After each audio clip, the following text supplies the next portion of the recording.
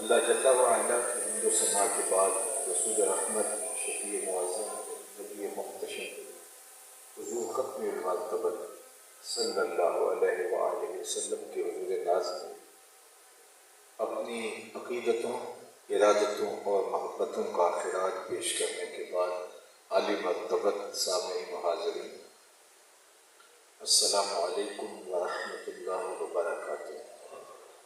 ادارۃ المصطفیٰ حلقہ گوگیرا کی جانب سے منعقدہ میلاد مصطفیٰ صلی اللہ علیہ وآلہ وسلم کی اس عالی شان تقریب میں مجھے اور آپ کو حاضری کا شرف، موقع اور اعزاز مل رہا ہے۔ اللہ اس کی برکتیں آپ سب کو نصیب فرمائے۔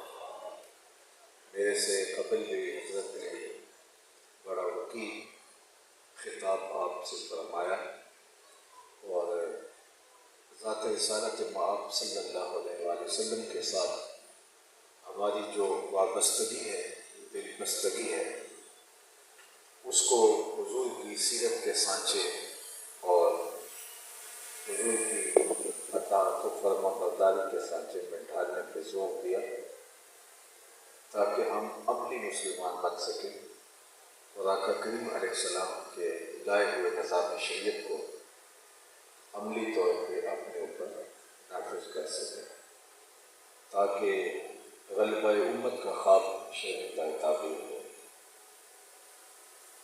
عالی مرتبت سامنے میں اور آج اپنے آقا و مولا سے ہمارے ماں باپ ان کے قربان اور ان کے لاکھوں کروڑوں لوگ اپنی عقیدتوں کا اظہار کرنے کے لیے یہاں جمع ہوئے ہیں۔ موسم ربیع الاول شریف کا ہے۔ حضور کا تذکرہ نور اس مہینے کے ساتھ مخصوص نہیں ہے۔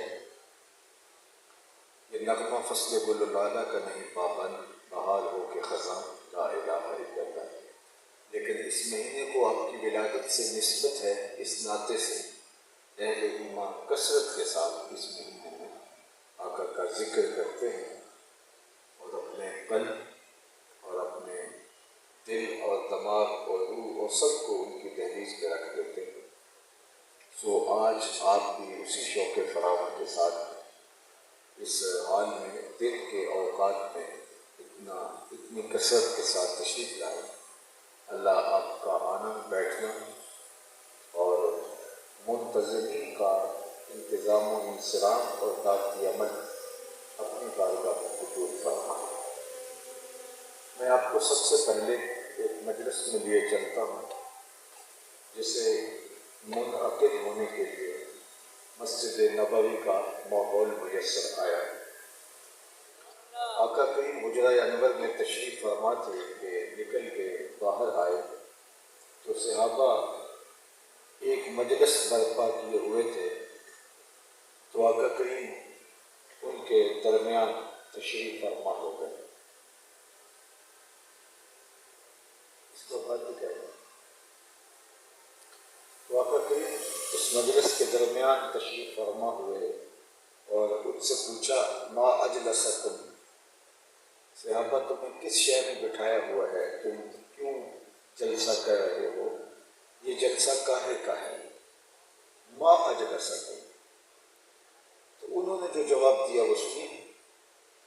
انہوں نے کہا جلسنا نذکر اللہ ونحمدہ علی ما ہدانا لدینہ ومن علینا بک، ہمارے بیٹھنے کا مقصد یہ ہے کہ ہم اللہ کی حمد بیان کر رہے ہیں، اس کا شکرانہ ادا کر رہے ہیں اس بات پر کہ اس نے ہمیں ہدایت دین عطا کی اور آپ کی صورت میں ہمارے اوپر احسان فرمایا۔ آپ کی شکل میں اللہ نے ہمیں وہ نعمت غیر مترقبہ عطا کی کہ ہم ہدایت کے سرچشموں تک پہنچے اور خیر، برکت، رحمتیں سب کچھ ہماری جھولی میں آیا۔ تو آپ کی وساطت سے ہمیں معرفت الہی کا نور نصیب ہوا، اللہ جل شانہ کی قربت میسر آئی، دین حنیف ملا، دنیا کی ہر نعمت آپ کی برکتوں سے میسر آئی، تو اس پر ہم اللہ کا شکر بجا لا رہے ہیں اور یہ شکرانے کی مجلس ہے جو ہم برپا کیے بیٹھے. آپ سے کوئی پوچھے کہ یہاں آج کیوں تشریف فرما ہو تو آپ کا برجستہ جواب یہی ہوگا کہ ہم حضور کا ذکر سننے کے لیے آئے ہیں. بات ختم ہو جائے گی یا بات آگے بڑھ جائے گی. اب حضور علیہ السلام سے پوچھا کہ حضور نے ان سے پوچھا کیوں بیٹھے ہو، تو انہوں نے کہا کہ ہم اللہ کا شکرانہ ادا کرنے بیٹھے ہیں کہ دین ملا اور آپ تشریف فرما ہو. تو آقا کریم نے فرمایا کہ تم اس بات پہ حلف دے سکتے ہو، قسم کھا سکتے ہو کہ اسی لیے بیٹھے ہو. تو انہوں نے کہا جی حضور ہم حلفیہ اقرار کرتے ہیں کہ ہم اسی لیے بیٹھے ہیں، ہمارے بیٹھنے کا کوئی اور مقصود نہیں. تو لیکن ان کے چہروں پہ حیرت کا عالم تھا کہ ایسے مواقع پہ کبھی آقا کریم نے بھی پہلے قسم نہیں لی، اور عمومی طور پہ ایسے مواقع پہ قسم لینے کا مزاج بھی نہیں ہے. تو حضور نے ہم سے قسم لی تو انہوں نے حضور کے مطالبہ قسم پر حلف دے دیا، لیکن ایک حیرت تھی جو غیر اختیاری طور پہ ان کے چہروں پہ پھیل گئی. استجاب کا عالم جب ان کے چہرے پہ پھیلا ہوا دیکھا تو خود ہی فرمایا صحابہ تم سے جو میں نے ابھی ابھی قسم لی ہے، حلف لیا ہے، یہ کسی تہمت کی بنیاد پر نہیں تھا. تمہارے قول کی صداقت پر مجھے کوئی شک نہیں گزرا تھا، کسی تردد کے ازالے کے لیے نہیں میں نے تم سے قسم لی، بلکہ ماجرا کچھ یہ تھا کہ تم یہاں بیٹھے تھے اور میں حجرے میں تھا. اتانی جبریل علیہ السلام، میرے پاس جبریل امین حاضر خدمت ہوئے. فاخبرنی ان اللہ یباہی بکم الملائکہ، انہوں نے کہا محبوب ذرا باہر تو نکل کے دیکھو، آپ کے صحابہ کے اس عمل پر ملائے اعلیٰ میں اللہ فرشتوں میں فخر فرما رہا ہے، اللہ ناز فرما رہا ہے. دیکھو میں نے ان کو نعمت دی، کتنے قدردان نکلے، اس نعمت کا شکرانہ ادا کریں. اللہ کی رحمتوں سے کوئی بعید نہیں کہ آج کی مجلس بھی قبول فرما لی جائے. اور اللہ فرشتوں سے فرمائے دیکھو 1500 سال بیت گئے اور یہ آج بھی بیٹھ کے اس نعمت کا شکرانہ ادا کر رہا. باقی جہاں تک حضور کی صورت میں اللہ کے عطا کردہ انعام کا شکرانہ ادا کرنے کی بات ہے تو یہ ایک دوپہر کی محفل کیا ساری زندگی بھی گزار دیں حق کے شکر ادا نہ ہو. میں کہا کرتا ہوں ہمارے بدن پہ اتنے بال نہیں ہیں جتنے رسول اللہ کے احسانات. ہمارا ایک ایک عضو بدن قرض رسالت میں جکڑا ہوا ہے. ساری زندگی پیشانی سجدے میں رکھ کے اللہ کی تقدیس کے اور تسبیح کے ترانے پڑھتے رہیں اور اس نعمت غیر مترقبہ کا شکر ادا کرتے رہیں، پھر بھی حق کے شکر ادا نہ ہو پائے. کیونکہ اگر یہ نعمت نصیب نہ ہوتی تو مجھے بتاؤ کہ بھٹکا ہوا انسان اور بہکا ہوا انسان آج کس گڑھے میں گرا ہوا ہوتا، جو اپنے ہاتھوں سے اپنی بیٹیوں کو زندہ درگور کر دینا فخر سمجھتے تھے اور معاشرہ اتنا سفاک تھا کہ اس پہ بھی انہیں داد دیتا تھا. تو اگر حضور تشریف نہ لاتے تو آج وہ ظالمانہ سماج کس گراوٹ میں ہوتا اور آج یہ دنیا کس طرح دکھ رہی ہوتی. تو آج بیٹیوں کے لیے سینوں کے اندر جو محبت کے جذبات موجود ہیں، کوئی مانے یا انکار کرے، یہ سارا فیضان میلاد والے رسول کا ہے، حضور کا صدقہ. بلکہ میں ایک جملہ کہتا ہوں کہ دنیا کے اوپر خیر کی کوئی بھی قدر کہیں بھی موجود ہے، چاہے وہ کفر کے معاشرے میں موجود ہے، وہ دین ہے میرے حضور صلی اللہ علیہ وسلم. ورنہ مجھے یہ بتائیے کہ جب سفاکیت اس درجے پر پہنچ چکی تھی کہ بیٹی کو اپنے ہاتھوں سے زندہ درگور کرنا یہ شرمندگی کا باعث نہیں تھا، ندامت کا ذریعہ نہیں تھا، اس کو ظلم، جبر اور جور اور زیادتی نہیں سمجھا جاتا تھا، اس کو اپنی عزت اور آبرو بچانے کا ذریعہ مان لیا گیا تھا اور معاشرہ اس کے اوپر داد دیتا تھا. نہ آنکھوں سے آنسو بہتے تھے، نہ کوئی سوگ کی چٹائی بچھتی تھی، نہ کوئی FIR کٹتی تھی، نہ کوئی اس کے لیے درد کی ٹیسیں دل سے اٹھتی تھی، بلکہ ماں بھی اپنے آنسو روک لیتی تھی کہ زمانے کے جبر کا اور زمانے کی تانے کا شکار ہوگی کہ تو اتنی کمزور نکلی ہے اور کتنی بچیاں یوں ریت میں دب گئی. جب وہ باپ لے کے جاتا پہلے گڑھا کھودتا اور پھر بچی کو اندر رکھ کے اوپر سے مٹی ڈھیرنے لگتا ابتداءً بچی یہ سمجھ رہی ہوتی کہ یہ کوئی کھیل ہے اور اس کی طرف سے ڈالی جانے والی مٹی کو وہ آگے سے پکڑتی، لیکن جب گلے سے اوپر مٹی آنے لگتی تو اس کو پھر پتہ چلتا کہ یہ تو میری زندگی کے آخری لمحے چل رہے ہیں، تو پھر وہ ننھے ہاتھ جوڑ کے زندگی کی بھیک مانگتی اپنے حقیقی باپ سے، اور اس کے بہتے ہوئے آنسو اسی ریت میں جذب ہو جاتے، اس کے جڑے ہوئے ہاتھ اسی ریت میں دب جاتے، اور قبر کا نشان بھی باقی نہ ہوتا، اور یہ اتراتا ہوا گھر آتا کہ میں نے اپنی بیٹی کو زندہ درگور کر دیا۔ جب معاشرہ اتنا شفاف ہو گیا تھا تو صحرائے عرب سے آواز اٹھتی ہے جس کو شرق سے لے کر غرب تک اور شمال سے لے کر جنوب تک سنا گیا کہ لوگوں سن لو، میری فاطمہ میرے جگر کا ٹکڑا ہے، اور بیٹیوں کو عزت اور وقار کی مسند کے اوپر بٹھا دیا جاتا ہے۔ آج میں اور آپ دیکھتے ہیں کہ بوڑھا باپ ہاتھوں میں چٹیاں پڑی ہیں، لیکن اس کے باوجود بھی وہ پتھر کوٹ رہا ہے، مزدوری کر رہا ہے، کیوں کہ میں نے بیٹی کے ہاتھ پیلے کر دیے، پردیس کاٹ رہا ہے، فیکٹری میں اوور ٹائم لگا رہا ہے کہ میں نے بیٹی کے ہاتھ پیلے کر دیے، رات کے پچھلے پہر تک کام کرنے پہ مجبور ہے اور اذیتیں سہ رہا ہے کہ میں نے بیٹی کے ہاتھ پیلے کرنے ہیں۔ یہ تو بیٹی کو زندہ درگور کر کے جان چھڑا لیتا تھا اور فخر کرتا تھا اور آبرو بچانے کی بات کرتا تھا، اس کے سینے میں بیٹی کا یہ پیار کس نے ڈالا؟ تو جواب ایک ہی آئے گا، میلاد والے رسول، تو ساری زندگی بھی اس نعمت کا شکرانہ ادا کرتے رہیں، حق کے شکر پھر بھی ادا۔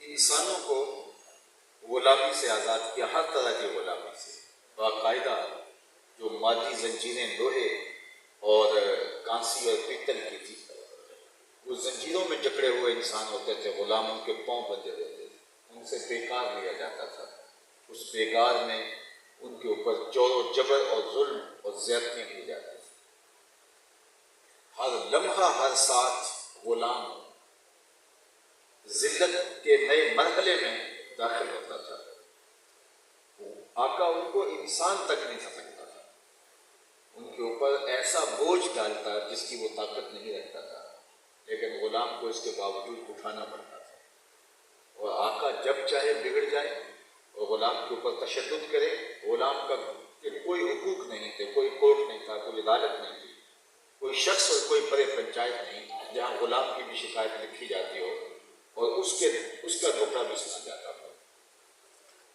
میں زنزیبار میں 2 دفعہ گیا ہوں، یہ وہ جگہ ہے افریقہ میں جہاں پورے افریقہ سے کشتیوں میں بھر کے غلام لائے جاتے تھے اور پھر یہاں منڈی لگتی تھی، اور پوری دنیا سے لوگ جہازوں میں بھر بھر کے غلاموں کو خرید کے اپنے اپنے علاقوں میں لے جایا کرتے تھے، اور پھر ساری زندگی جو ان کی ذلت ہوتی ہے در آج وہاں غلام نہیں ہیں، لیکن وہ جگہ آج بھی موجود ہے جہاں بیڑیوں سے غلاموں کو جکڑا جاتا تھا، جن چبوتروں کے اوپر کھڑا کر کے ان کی گولیاں لگائی جاتی تھیں۔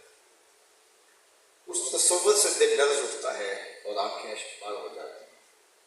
بسا اوقات ایسے ہوتا ہے کہ 2 غلاموں کو جو حقیقی بھائی ہیں ساتھ ساتھ چبوترے پہ کھڑا کر کے ان کی گولیاں لگتی، اور خریدنے والے 2 مختلف علاقوں کے لوگ ہوتے ہیں، ایک خرید کے ایک بھائی کو ایک سب لے کے جا رہا ہوتا، دوسرا دوسرے خطے میں لے کے جا رہا ہوتا، اور ان بھائیوں کی آخری ملاقات اور ان کے بہے ہوئے آنسو اور ان کے سینے سے اٹھتا ہوا درد، کیا کوئی اس کا اندازہ کر سکتا ہے؟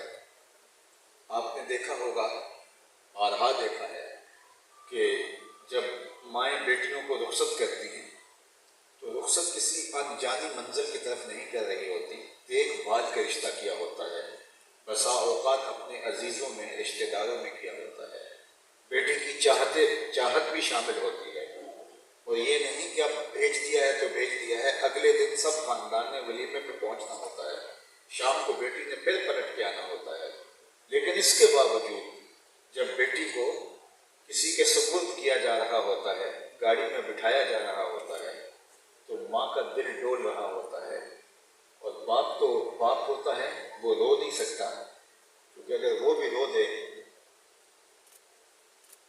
تو کوئی پھر حوصلہ برقرار نہ رکھتا ہے۔ بھائی بےتاب ہوتے ہیں کہ اس کی قسمت کیسے ہوتی ہے، کس ظالم ہاتھوں میں چلی جاتی ہے، اچھی ہوتی ہے بری ہوتی ہے، ایک عجیب سی ایک کیفیت ہوتی ہے، اور یہ وہ بیٹی ہے جو دیکھ بھال کے کسی کے سپرد کی گئی ہے، اپنے تئیں کسی محفوظ اور معزز ہاتھوں میں دی گئی ہے۔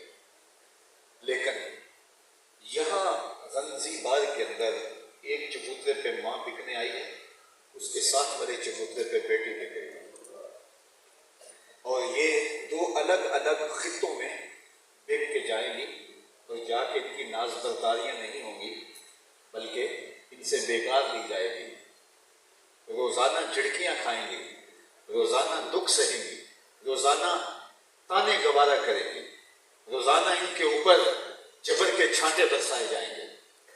ایک تھڑے پر ماں بک رہی ہے اور دوسرے تھڑے پر کھڑی ہو کے بیٹی بک رہی ہے، اور پھر جب وہ جدا ہونے لگتی ہیں، مختلف علاقوں میں الگ الگ مالکوں کے ہاتھوں کنیزیں بن کے بک کے جانے لگتی ہیں، ان کی آخری آرزو ہوتی ہے کہ ہمیں اب آپس میں آخری بار ملنے دیا جائے، کیونکہ دوبارہ ملاقات ان کی نہیں ہوگی۔ پھر وہاں ماں بیٹی ایک دوسرے کو جہاں رخصت کر رہی ہوتی ہے، تو کوئی تصور کر سکتا ہے اس ماں کے بہتے ہوئے گرم آنسو کی تپش اور اس بیٹی کا دل اور کلیجہ جو ماں سے جدا ہو رہی ہے اور سسرال گھر نہیں جا رہی، غلامی کا بوجھ اٹھانے جا رہی ہے۔ یہ ایک نہیں دو نہیں، روز یہاں یہ منظر دیکھنے کو ملتے تھے۔ یہ کون آیا جس نے غلامی کی زنجیریں توڑی؟ یہ میرے اور آپ کے آقا محمد آتے ہیں۔ آپ نے علماء سے سنا کہ جب سویبہ نے جا کے کہا ابو لہب کو کہ تیرے مرحوم بھائی کے ہاں بیٹا ہوا، تو اس نے اشارے سے کہا کہ جا تو آزاد ہے۔ اس کا جو فائدہ پہنچا یہ ایک الگ عنوان ہے، لیکن جس سمت میں آپ کی توجہ دلانا چاہتا ہوں وہ یہ کہ صحن کائنات میں میرے حضور علیہ السلام کے قدم آئے، غلامی کی زنجیریں ٹوٹنے لگی۔ پھر اتنے طریقے دیے غلام آزاد کرنے کے، قسم توڑ بیٹھو غلام آزاد کرو، روزہ توڑ بیٹھو غلام آزاد کرو، کفارہ قتل میں غلام آزاد کرو، کفارہ اظہار میں غلام آزاد کرو، ویسے ترغیب دی غلام آزاد کرنے، اور صرف مسلمان غلام ہی نہیں، کافر غلام آزاد کرو، ان کے ساتھ مکاتبت کرو، ولد کے حکام بیان فرمائے۔ کیا طریقہ دیا غلاموں کی آزادی کا، کتنے راستے نکالے، پھر ترغیب دی اپنے صحابہ کو غلام آزاد کرنے کی۔ حضرت ابوبکر رضی اللہ تعالیٰ عنہ نے کتنے غلاموں کو آزاد کیا، حضرت بلال بھی انہی میں شامل ہے۔ حضرت عمر رضی اللہ تعالیٰ عنہ جو لمبی نمازیں پڑھتا تھا اس کو آزاد کر دیتے تھے۔ غلاموں نے لمبی لمبی نمازیں پڑھنا شروع کر دی۔ کسی نے کہا عمر آپ بھولے آدمی ہیں، یہ آزادی کے لیے لمبی نمازیں پڑھتے ہیں، تمہیں دھوکہ دیتے ہیں۔ حضرت عمر نے فرمایا مجھے خدا کے نام پہ دھوکہ دیتے ہیں، میں 100 بار کھانے کو تیار ہوں۔ حضرت عثمان غنی جمعے کی تیاری میں ایک غلام آزاد کیا کرتے تھے ہر جمعۃ المبارک۔ حضرت سید ناجی المرتضیٰ رضی اللہ تعالیٰ نے قطاریں لگا دی غلاموں کی آزادی۔ صحابہ میں سب سے امیر صحابی تھے حضرت عبد الرحمن بن عوف رضی اللہ تعالیٰ عنہ۔ انہوں نے زندگی میں 30,000 غلام آزاد کیے۔ اس دور کی سب سے مہنگی سخاوت غلام آزاد کرنا تھا۔ 1 2 10,000 2 5,000 نہیں، 30,000 غلام حضرت عبد الرحمن بن عوف نے آزاد کیا۔ آج دنیا کے اوپر غلامی نہیں ہے۔ یہ غلامی کس نے ختم کی؟ اقوام متحدہ کے کسی چارٹر کا نتیجہ ہے؟ یہ دنیا کی کسی NGOs کی کرشمہ سازی ہے؟ یہ میلاد والے رسول کا کمال ہے۔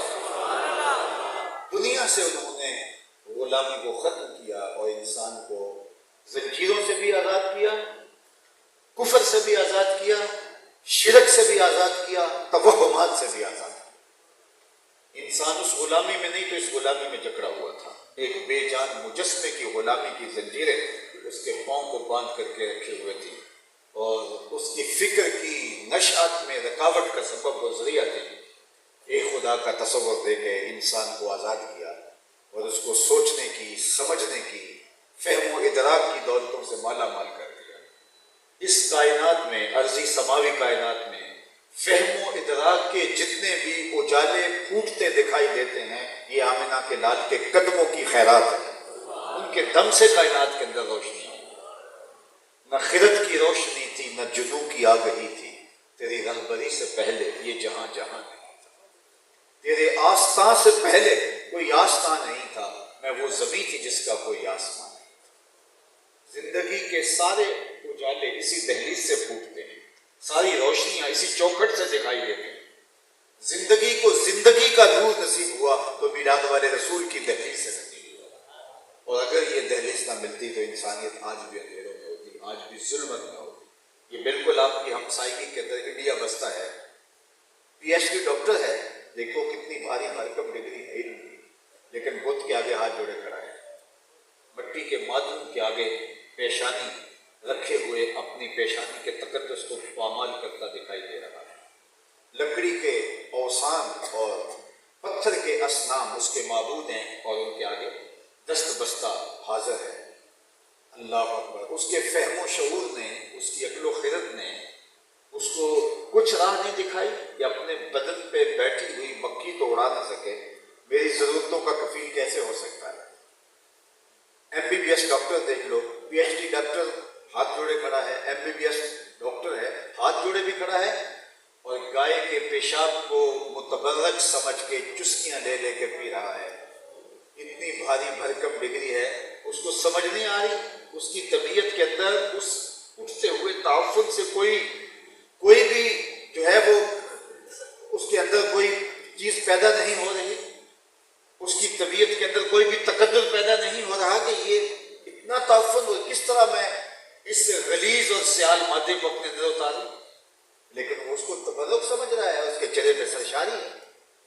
اور میں ایک بات اپنے دوستوں کو بتایا کرتا ہوں کہ میں دیہات کا رہنے والا ہوں، اور میں نے اپنے گاؤں کی مسجد کی ٹوٹیوں پہ ایک بچے کو پانچے مل مل کے دھوتے ہوئے دیکھا، بہت پرانی بات ہے۔ تو میں نے اسے پوچھا کہ تم اتنا پانی کھول رکھا ہے؟ تو وہ آگے مجھے کہتا ہے کہ جناب میں گلی سے گزر رہا تھا، کسی جانور کے پیشاب کا چھینٹا میرے پانچے پہ گر گیا ہے اور میں سکول جا رہا ہوں۔ وہ 7-8 سال کا بچہ، دوسری تیسری کلاس کا طالب علم ہوگا، اس نے کوئی نجاست خفیفہ و غلیظہ کے احکام نہیں پڑے ہوئے تھے کہ وہ غیر مری چیزوں کو گوارا نہ کر رہا ہو، لیکن میں سوچ میں ڈوب گیا، اس ڈاکٹر کو تو سمجھ نہیں آئی جو چسکیاں لے کے پی رہا ہے، اور یہ 7 سال کا بچہ پانچے کے اوپر پڑے ہوئے غیر مری مہین سے قطروں کو بھی گوارا نہیں کر رہا۔ اور اندر سے آواز آئی وہ ڈاکٹر ہے لیکن اس کے ہاتھ میں دامن میرے حضور کا نہیں ہے۔ تو یہ ہے بچہ، لیکن ماں نے گھٹی کے اندر حضور کا پیار پلایا تھا، بہن نے ڈوریاں حضور کی محبت کی دی تھی، تقدس روح تک اتر گیا ہے، یہ بھی گوارا نہیں۔ اگر زندگی کا نور ملے گا تو حضور کی چوکھٹ سے ملے گا، حضور کی دہلیز سے ملے گا، اور اگر یہ کام نہیں ملتا تو چاہے آپ جو مرضی کر لیں، آپ کو کچھ نصیب نہیں ہونے والا۔ تو میں اور آپ میلاد اس شکرانے میں ادا کر رہے ہیں کہ ہمیں حضور کی صورت میں اللہ کا انعام نصیب ہوا۔ اس وقت دنیا کی آبادی 8 ارب کے عدد کو چھو رہی ہے، اللہ اکبر، اور 500 سے زائد الہامی اور غیر الہامی مذاہب دنیا کے اوپر پائے جا رہے ہیں۔ میں اور آپ مسلمانوں کے گھر پیدا ہوئے تو ہم نے کوئی ٹوکن دیا ہوا تھا، ہم نے کوئی دعا مانگی ہوئی تھی جس کا ثمرہ ہے، ہم نے کوئی نیکی کی تھی جس کے صلے کے طور پہ ہمیں مسلمانوں کے گھر پیدا کر دیا گیا؟ تو آپ کا جواب ان سب چیزوں کے جواب میں نفی ہوگا کہ نہیں، ایسا کچھ نہیں تھا۔ تو پھر ہم مسلمانوں کے گھر پیدا کیوں ہوئے؟ یہ اتفاق بھی نہیں تھا، یہ محض اللہ کا کرم تھا، اس نے ہمیں حضور کا غلام بنایا۔ جب ہم ماں کی مادری زبان بھی نہیں سمجھتے تھے، جب باپ کا لہجہ بھی نہیں جانتے تھے، ہمارے کان میں عربی میں اذان دلوائی گئی، گویا وہ اس بات کا مبارک نامہ تھا، مبارک کو میاں تو حضور کا غلام بن کے آیا۔ میری خوش قسمتی میں تیرا امتی، بری نازم کہ ہستم امت تو گناہ گارم و لیکن خوش نصیب ہوں۔ میں گناہ گار ضرور ہوں لیکن خوش نصیب ہوں کہ حضور کا غلام ہوں، اور یہ غلامی کا احساس میرے لیے باعث افتخار ہے۔ اس پر اللہ کا جتنا بھی شکر ادا کروں اتنا ہی کم۔ عالی مرتبت سامعین، دوپہر کی ان گھڑیوں کے اندر اپنے کام کاج چھوڑ کے حضور کا ذکر سننے کے لیے آنے والوں، میں تمہیں مبارکباد بھی دیتا ہوں، اور میں تمہیں یہ بھی کہوں گا کہ حضور کی ولادت کے مقصد کو اچھی طرح اپنے اوپر جو ہے وہ ازبر کرنے کی کوشش کیجیے، اس کو اچھی طرح سے ذہن نشین کیجیے کہ محض ایک واقعہ نہیں تھا جو وہ گزرا، اور آج ہم اس واقعہ کی حکایت کرتے ہیں اور اس سے تلذذ حاصل کرتے ہیں، نہیں، ایک ہمہ جہت انقلاب تھا حضور کی صورت میں جو ظہور پذیر ہوا، اور معاشرے کا رخ تبدیل ہو گیا. آج میں اور آپ خوش نصیب لوگ ہیں کہ ہمیں حضور علیہ السلام کے ساتھ وابستگی، دل بستگی، تعلق کے خاطر الفت اور محبت کا ربط و رشتہ اور تعلق عشقی ہے. تو اگر ہم یہ سب کچھ رکھتے ہیں تو پھر ہماری کوتاہی کہاں ہے کہ ہم امت نہیں بن پا رہے؟ ہماری کوتاہی کہاں ہے کہ ہم مغلوب ہیں؟ ہماری کوتاہی کہاں ہے کہ ہم تشدد اور افتراق کے اندر مبتلا ہیں؟ تو وہ ہمیں جاننا ہوگا کہ ہم قول کے اعتبار سے تو بلند داموں کے ساتھ کھڑے ہیں کہ ہمارے جیسا زمانے میں عاشق کوئی نہیں، لیکن جب عمل کی باری آتی ہے تو ہم دنیا کی ان قوموں سے بھی پیچھے ہیں جو کلمہ گو نہیں ہیں اور جو مسلمان بھی نہیں. حضور کے لائے ہوئے اسلوب حیات کو انہوں نے مسلمان کے طور پہ قبول نہیں کیا. انہوں نے شعوراً جانتے ہوئے کہ یہ اعلیٰ اقدار ہیں، عالی اخلاق ہیں انسانی عروج، ترقی اور باقپن کے لیے، انہوں نے ان کو اختیار کیا اور گلے لگایا اور وہ آگے بڑھ گئے. ان کا آگے بڑھنا ہمیں دکھ دیتا ہے اور بعض اوقات ہم شکوہ کرتے ہیں رب سے کہ مالک ہم مسلمان ہیں، اور مسلمان ہونے کے باوجود ہمیں یوں پستی ضرور حالی کا سامنا کیوں ہے. اگر ہم فہم اور ادراک کے گھوڑے پر بیٹھ کے ذرا تحقیق اور جستجو کے میدان میں آئیں اور دیکھیں کہ آخر کیا وجہ ہے کہ ہم پیچھے رہ گئے ہیں، کیا ہم مسلمان ہیں، اس کے باوجود ہمارا رب ان کو آگے کیوں لے کے جا رہا ہے. تو عالی مرتبت سامعین یہ بات اچھی طرح ذہن نشین رہے کہ خدائے زندہ زندوں کا خدا ہے، تنے مردہ سے بیزار ہے حق، خدائے زندہ زندوں کا خدا ہے. من جاہدہ وجد، جس نے محنت کی اس نے پا لیا. ایک کسی محکمے کا افسر ہے جو خائن ہے، رشوت خور ہے، وقت پہ آتا نہیں، وقت ختم ہونے سے پہلے چلا جاتا ہے، آنے والے لوگوں سے بدتمیزی کرتا ہے ان کے مسائل سننے کی بجائے.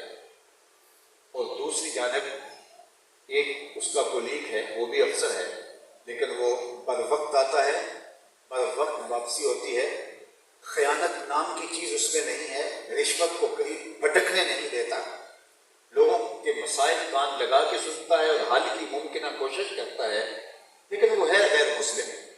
تو مجھے بتائیے کہ جو محکمے کا سربراہ ہے وہ اپ گریڈ کس کو کرے گا، ترقی کس کو دے گا؟ آپ کو غصہ ہے کہ میں مسلمان ہوں کرپٹ صحیح، میں مسلمان ہوں مکار صحیح، میں مسلمان ہوں جھوٹا صحیح، میں مسلمان ہوں میں رشوت خور صحیح. وہ دیانت دار ہے، وہ ذمہ دار ہے، وہ احساس ذمہ داری رکھتا ہے، لیکن وہ کافر ہے، لہذا اس کو تو تنزل پہ جانا چاہیے اور مجھے ترقی پہ جانا چاہیے. تو میاں یہ کوئی اور کر سکتا ہے جو فہم ادراک کے حدود سے خالی ہو؟ کوئی سمجھدار ایسا کبھی نہیں کرے گا. تمہارا مسلمان ہونا، تمہارا ایمان، یہ تمہارا مسئلہ ہے، لیکن محکمے کو چلانے کے لیے اس کو آگے لے جانا چاہے گا.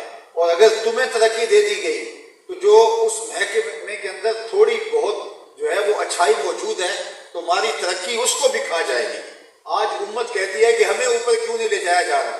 اگر ہمیں اوپر لے جایا جائے تو ہم غالب ہو کے دنیا کے اوپر جہاں کوئی خیر کی قدریں موجود ہیں ان کو بھی توڑ کے رکھ دیں تو خدا یہ کیسے چاہے گا؟ تو یہ بات ذہن میں رکھیے گا. کافر کا حصہ دنیا میں ہی ہے، اس کو دنیا میں ملتا ہے.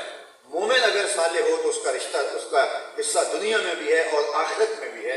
اگر ہم صالح ہو جائیں، ہم اگر میرٹ پہ ہوں تو قرآن نے ہمیں وعدہ دیا ہے وَأَنْتُمُ الْأَعْلَوْنَ إِن كُنتُم مُؤْمِنِينَ. تم جو ہے اگر مومن بن کے دکھاؤ، جو ایمان کے تقاضے ہیں ان کو نبھا کے دکھاؤ، اس میرٹ پہ آ کے دکھاؤ، وہ کافر کیا لگتے ہیں؟ عزت کا تاج تمہارے ہی سر پہ رکھا جائے گا. لیکن ہم اپنے آپ کو اہلیت ہی ثابت نہیں کر پا رہے اور خام معترض ہیں کہ ہم دنیا کے اوپر رسوائیوں کا شکار کیوں ہیں. تو یہ رسوائیاں تو ہوں گی اور دنیا کے اوپر ذلت ہمارا مقدر ہوگا. اور اگر ہم صالحیت کے دائرے میں آتے ہیں تو ہم تھوڑے بھی ہوں گے تو اللہ ہمیں غالب کرے گا. ہماری ماضی کی تاریخ بھی موجود ہے، صرف 313 تھے، آلات حرب و ضرب بھی نہیں تھے، 2 گھوڑے 6 زرہیں 8 تلواریں، اور جن کے پاس تلواریں نہیں تھی انہوں نے کھجوروں کے ڈنڈے توڑ لیے تھے. یہ اللہ کے مجاہد تھے، چلے تھے جنگ کرنے. یہودی اپنی دکانوں پہ بیٹھے تھے، یہ قافلہ جب گزرا تو تمسخرانہ انداز میں پوچھا جنگیں تو لڑی جاتی ہیں آلات حرب و ضرب سے، تمہارے پاس تو کچھ ہے نہیں، تم کس طرح جنگ کرو گے؟ تو حضور بھی چادر اوڑے رحمت کی چادر اوڑے ساتھ ساتھ چل رہے تھے، تو مسلمانوں نے اشارہ کر کے کہا نہ دیو تیر پر تکیا، نہ خنجر پر، نہ بھالے پر، بھروسہ ہے تو اس سادہ سی کالی کملی والے۔ تو پھر 313 کو اللہ نے غالب کر دیا، کیونکہ انہوں نے میرٹ دکھایا۔ انہوں نے یہ نہیں کہا کہ ہم لڑیں گے نہیں، کھجور چوس کے روزہ رکھتے تھے، افطار کے لیے اسی کھجور کو رکھ لیتے تھے کہ اسی کو چوس کے دوبارہ افطار بھی کرنا۔ شکوے کی زبان نہیں کھولی اور اللہ نے کو غالب کر دیا۔ اور عالی مرتبت سامعین، اللہ آخر میں اس امت کو غالب کرے گا جب حضرت امام مہدی آئیں گے۔ کبھی تذبذب اور بے یقینی کی کیفیت میں اپنے آپ کو نہ جانے دینا۔ اگر آج مشکل حالات ہیں تو کل بہتر آئیں گے۔ اللہ اس امت کو غالب کرے گا۔ میرے حضور کا سچا فرمان ہے کہ وہ وقت آنے والا ہے کہ پتھر، مٹی اور گارے کا بنا ہوا کوئی گھر اور چمڑے اور اون کا بنا ہوا کوئی ایک خیمہ بھی شرق سے غرب تک نہیں ہوگا جس میں کلمۃ الاسلام داخل نہیں ہوگا۔ گویا شرق سے لے کر غرب تک اور شمال سے لے کر جنوب تک کائنات کی ایک ایک چھت پہ میرے حضور کے نام کا جھنڈا ہوگا، اور انشاءاللہ یہ ہو کے رہے گا، اور یہ وقت آنے والا ہے۔ حضرت امام مہدی کا نزول ہوگا اور حضرت عیسیٰ علیہ السلام تشریف فرما ہوں گے، جلوہ فراز ہوں گے، اور پھر وہ آئیں گے ان لوگوں کے پاس جو ملبے کے ڈھیر کے اوپر سب کچھ لٹا کے بیٹھے ہوں گے، اپنے بچوں کو دفن کر کے، اپنا سارا مال لٹا کے ملبے کے ڈھیر پہ بیٹھ کے منتظر ہوں گے۔ ان کا ایک انتظار ہوگا، حضرت امام مہدی آئیں گے، حضرت عیسیٰ آئیں گے۔ ہمارے فارم ہاؤسز میں نہیں آئیں گے، ہمارے بغلوں میں نہیں آئیں گے، ہمارے محلات میں نہیں آئیں گے، وہ آئیں گے تو ان فقیروں کے پاس آئیں گے جو اپنے بیٹوں کی قبروں کے پاس ملبے کے اوپر بیٹھے ہوں گے، حضرت عیسیٰ کا انتظار کر رہے ہوں گے۔ حضرت عیسیٰ ان کے پاس آ کے کہیں گے بتاؤ کیا کرنا ہے۔ حضرت عیسیٰ کے انفاس سے دجال پگھلنے لگے گا، تو حضرت عیسیٰ نے پوچھیں گے کہ یا تو میں دعا کرتا ہوں اور دجال اس دعا کے ساتھ نیست و نابود ہو جائے گا، اور یا پھر ہم ان کے مقابلے میں لڑنا چاہتے ہیں، تو بتائیے ان دونوں میں سے کیا راستہ آپ اختیار کرنا چاہتے ہیں؟ صدیوں کے لڑ کے تھکے ہوئے لوگ لگتا ہے یہی کہیں گے کہ آپ دعا کر دیجئے اور ان کا قصہ تمام ہو، لیکن تاریخ کا جواب یہ نہیں ہے۔ وہ چند مٹھی بھر لوگ کہیں گے کہ ہم دعا کے ذریعے سے ان کو ختم نہیں کرنا چاہتے، ہم لڑیں گے۔ خریدے نہ ہم جن کو اپنے لہو سے، خریدے نہ ہم جس کو اپنے لہو سے، مسلمان کے لیے ننگ ہے وہ بادشاہی۔ وہ کہیں گے ہم لڑیں گے، تلواریں اٹھائیں گے اور حضرت عیسیٰ کی قیادت میں نکلیں گے، اور پھر اللہ مسلمانوں کو ایسی فتح عطا کرے گا کہ مقام لطف پہ دجال بھاگتا ہوا مارا جائے گا، اور کائنات کے ایک ایک گوشے کے اوپر جھنڈا میرے حضور کا لہرا رہا ہو۔ جس طرح کسی کمانڈر کو کوئی ٹاسک دیا جائے تو وہ اپنا کام مکمل کرنے کے بعد ہیڈ کوارٹر آ کے رپورٹ کرتا ہے، حضرت عیسیٰ سارا کام مکمل کرنے کے بعد حضور کے روضے پہ حاضر ہو۔ لفظ سنیے حدیث پاک کے، والذی نفسی بیدہ لینزلن عیسی ابن مریم ثم لئن قام علی قبری فیقول یا محمد لاجیبنہ، تو میں مجھے قسم ہے اس رب کی جس کے قبضے میں میری جان ہے، حضرت عیسیٰ بن مریم تشریف لائیں گے اور سارا کام جب مکمل ہوگا تو پھر میری قبر پہ حاضر ہوں گے، اور جب مجھے یا محمد کہہ کے صدا دیں گے میں قبر سے ان کو جواب دوں۔ پوری دنیا کے اوپر حضور کے نام کا جھنڈا جھولنا ہے اور اسلام میں غالب ہو کے رہنا ہے، لیکن ہم نے دیکھنا ہے کہ اس میں ہمارا کردار کیا ہے۔ آج جس طرح ہماری نسلوں کی تربیت ہو رہی ہے، مادیت کا فسون جس طرح پھونک دیا گیا ہے، ہر نوجوان جو پروان چڑھتا ہے اڑ کے یورپ بھاگ جانا چاہتا ہے، اس کی ترجیحات بدل گئی۔ آج ہر شخص اچھا مکان، اچھا گھر، بینک بیلنس، اس کی زندگی، اچھی گاڑی، یہ سب کچھ اس کی زندگی کی ترجیحات بن گئی۔ ضرورت الگ چیز ہے، ترجیح الگ چیز ہے، لیکن آج اس قوم کے نوجوان کی ترجیح اچھی گاڑی، عالی شان بنگلے اور یورپ اڑ کے چلے جانا، یہ زندگی کی ترجیحات بن گئی۔ تو مجھے بتاؤ جب ترجیحات یہ سیٹ ہو گئی تو جب دجال پیکج دے گا، معاشی پیکج، تو پھر کون اس کے پیکج کو قبول نہیں کرے گا؟ اسی لیے بہت سارے لوگ دجال کے فتنے کا شکار ہو جائیں گے اور کم لوگ ہوں گے جو اس سے بچ پائیں گے، حالانکہ اس کی دو آنکھوں کے درمیان کافر لکھا ہوا ہوگا جو دکھائی دے گا، لیکن اس کے باوجود لوگ اس کے پیکج کو قبول کریں گے۔ جب وہ معاشی پیکج دے گا تو کتنے کتنے منطقے پکار رہے ہوں گے. آپ کے ٹاک شوز کے اندر رات کو بحث ہو رہی ہوگی کہ اس کو مان لینا چاہیے، زندگی ہے تو سب کچھ ہے. ہمارے سینٹ کے اندر ایک قرارداد پاس ہوئی تھی کہ غزہ والوں ہم تمہاری مدد کو نہیں پہنچ سکتے، ہمیں ڈالر چاہیے. تو جب یہ بات ہمارے ایوانوں میں ہوگی اور ہمارے لیے ترجیح ڈالر ہوں گے تو ڈالروں کی جو ہے وہ گٹھڑیاں لے کے دجال آئے گا تو پھر کون اس کے ساتھ میں شامل ہوگا. میں نے آپ نے اپنی اولادوں کو اور خود کو دجال کے بارے میں کیا آگاہ کر رکھا ہے، یہ ہمیں اپنے آپ سے سوال کرنا ہے. صحابہ دجال کے بارے میں اپنے بیٹوں کو بیٹیوں کو یوں بتاتے تھے جس طرح قرآن کی آیتیں سکھائی جاتی. بلکہ فرماتے ہیں کہ اللہ کے محبوب نے جب ہمیں دجال کے بارے میں بتایا تو قریب کھجوروں کا ایک جھنڈ تھا اور حضور بتا رہے تھے تو ہمیں یوں لگا جس طرح اس جھنڈ کے پیچھے دجال کھڑا ہوگا اور حضور بات ختم کریں گے تو وہ آ جائے گا. 1500 برس بیت گئے لیکن صحابہ کو ایسے لگ رہا تھا کہ ابھی دجال آیا، ابھی دجال آیا. اور آج جس دور میں ہم جی رہے ہیں دجالی فتنے پوری طرح سے ہماری معاشرت کے اندر محو نفوذ ہیں. پوری دنیا کے اوپر دجالی نمائندوں کا قبضہ ہے. بس وہ دجال آنا چاہ رہا ہے. اگر دجال آ گیا تو کتنے لوگ دجال کے ساتھ کھڑے ہوں گے، یہ مجھے سوال کرنا ہے اپنے آپ سے اور اپنی اولادوں کی فکر مندی کرنی ہے. اولادوں کی فکر مندی یہ نہیں ہے کہ ان کا گھر اچھا ہو، ان کا کاروبار اچھا ہو، یہ دنیا عارضی ہے. ان کی حقیقی فکر مندی ان کی آخرت کو بچانا ہے. ان کے لیے ایمان کی سلامتی، یہ ان کی فکر مندی ہے اپنی اولاد کی. یہ ضمناً مل جائے دنیا کے اندر تو اچھی بات ہے، لیکن اگر نہیں بھی ملتا تو ہماری ترجیح یہ نہیں، ہماری ترجیح وہ ہے. بل تؤثرون الحیات الدنیا والآخرۃ خیر وابقیٰ. آخرت دائمی ہے، وہ ہمیشہ رہنے والی زندگی ہے. تو آئیے میلاد کی محفل کے اندر شاید اس طرح کے مضامین بیان کرنا کوئی اس پہ معترض بھی ہو کہ آپ میلاد کے محفل میں دجال کا تذکرہ کیسے لے کر آئے.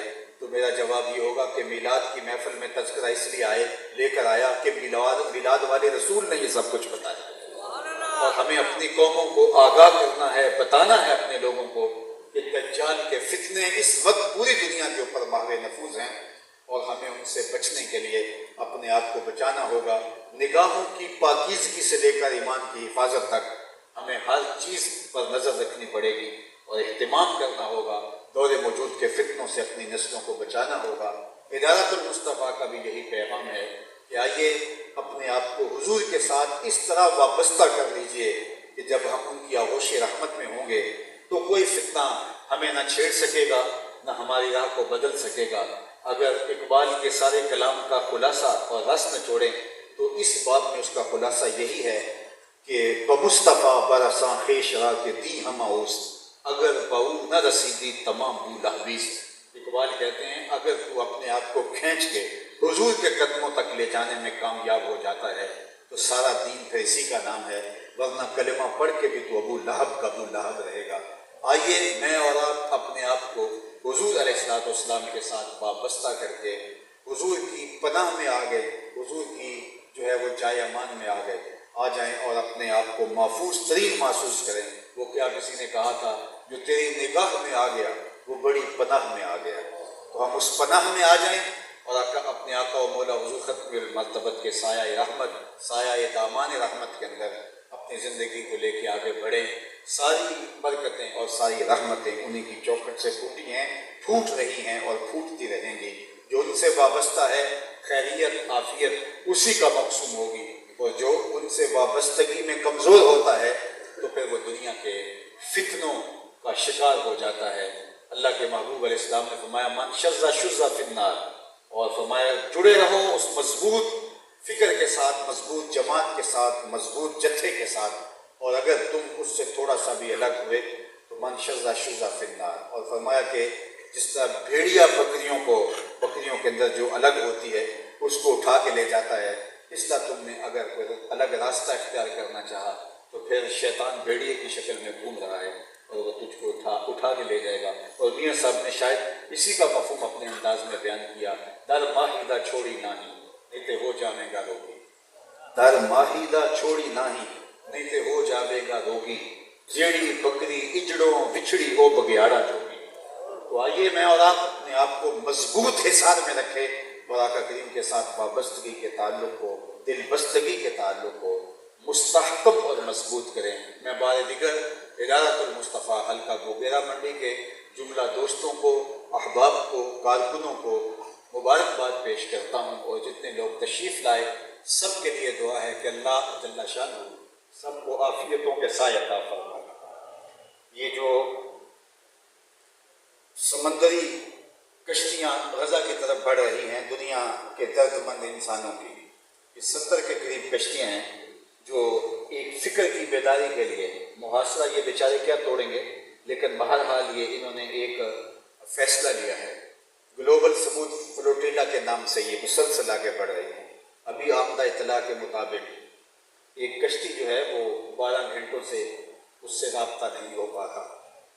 اللہ اپنے کرم سے، اپنے فضل سے اس کی حفاظت فرمائے گا۔ یہ انسانیت کے ناطے پہ ان مظلوموں کے لیے، ان بیچاروں کے لیے جن کو آج کی اس مہذب دنیا جسے کہا جاتا ہے پیس کے رکھ دی ہے۔ یہ میڈیا کا دور ہے، کیمروں کے سامنے جن کی لاشیں ہواؤں میں اڑتی ہوئی دکھائی دے گی۔ یہ درد کائنات میں کسی نے نہیں دیکھا ہوگا جو مظلوم اہل غزہ کے ساتھ کیا جا رہا ہے، اور 56-57 اسلامی ملک جس طرح آنکھیں موندے ہوئے ہیں۔ یہ اسرائیل کے یہودیوں کی آبادی 80 لاکھ نہیں ہے، اور 56-57 اسلامی ملکوں کی جو آرمی ہے ان کی تعداد 80 لاکھ کے قریب ہے۔ ان کی صرف رجسٹرڈ آرمی جو ہے مسلمانوں کی وہ 80 لاکھ سے زائد ہے، اور یہ ٹوٹل اسرائیل کے اندر بسنے والے یہودی 80 لاکھ ہیں۔ لیکن نیتن یاہو جب پریس کانفرنس کرتا ہے تو اس کا اعتماد ملاحظہ کیجیے، اس کو وہ جانتا یہ بھیڑ بکری ہے۔ اللہ کے محبوب علیہ السلام نے جب فرمایا قیامت کے دن، قیامت کے قرب میں تمہارے اوپر کافر یوں جھپٹیں گے جس طرح بھوکے کھانے کی پلیٹ کے اوپر جھپٹ پڑتے ہیں۔ صحابہ نے کہا یا رسول اللہ کیا اس وقت ہم تھوڑے ہو گئے؟ فرمایا اس وقت تم بہت زیادہ ہو گئے، لیکن تم ایک مرض توڑ کے رکھ دے گا۔ عرض کی ہمارے ماں باپ آپ کا قربان ہو، وہ کون سا مرض ہے؟ آقا کریم نے فرمایا اس کا نام وہن ہے۔ تم ہوگے بہت سارے، لیکن دشمن تمہارے اوپر یوں ٹوٹ پڑیں گے جس طرح بھوکے کھانے کی پلیٹ کے اوپر ٹوٹ پڑتے ہیں۔ حضور ہم تھوڑے ہو گے، فرمایا اس دن تم بہت سارے ہو گئے، لیکن ایک مرض تمہیں توڑ دے گا۔ کیا نام ہے اس مرض کا؟ فرمایا وہن۔ الوہن یا رسول اللہ، حضور وہ وہن کیا ہوگا؟ حضور نے فرمایا حب الدنیا و کراہیت الموت، دنیا کی محبت اور موت کا ڈر۔ اندیشہ موت اور محبت دنیا تمہیں توڑ کے رکھ دے گی۔ تمہارے بھائی تمہارے سامنے ذبح کیے جائیں گے، لیکن تم کچھ نہیں کر پاؤ گے۔ اللہ اہل غزہ کی مدد فرمائے۔ وآخر دعوانا اللہم صلی علی سیدنا مولانا محمد ماجد الجود والکرم وآلہ وصحبہ وبارک وسلم۔ اللہ اٹھے ہوئے